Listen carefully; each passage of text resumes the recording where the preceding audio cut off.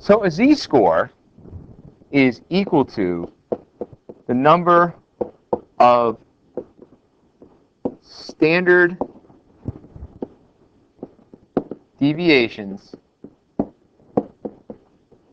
that an observation is away from the mean. Okay? And we have a formula for it. It's z equals our observation x minus mu over sigma. Okay? And what you have in front of you, and what you can't see right now, is a table that tells us those areas. So let's take an example.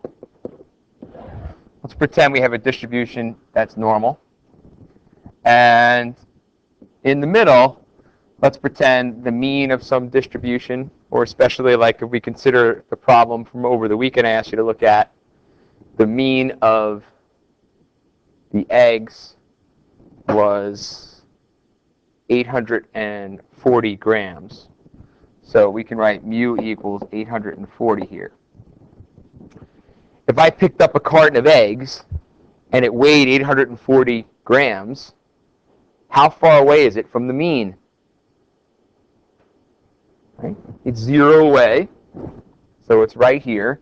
So what we say here is this number, the mean, has a z-score of 0. Okay? Now, just so we know, if we look back at the problem, it also said a standard deviation of 7.9. So I'm going to make a note of that, standard deviation 7.9. Okay? So let's pretend for a minute we picked up a carton of eggs, and it was 847.9 grams. And now you could ask yourself the same question again. How many standard deviations away from the mean are we? Well, we're 1 away, aren't we? You can see that. Even if you couldn't, you could use the formula. You could say z equals the observation, which is 847.9, minus the mean, which is 840, over 7.9. And we get 1 standard deviation away.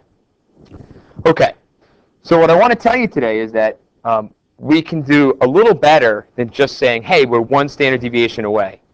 We can actually find the percentile that goes with being 1 standard deviation above the mean. In other words, we can actually find out how much area is in the normal curve to the left of that observation. And to do that, we just need to look at your chart. So let's do that. If we look at our charts and we look up a z-score of 1, and then we see that on the left side of the chart, and we go across the first column because it's 0.00. Our z-score was not anything else. It was just 1.00. We get an answer of 0.8413. So what we can say is being 1 standard deviation above the mean means that you are at the 84.13 percentile. Okay? We'll do more of these tomorrow.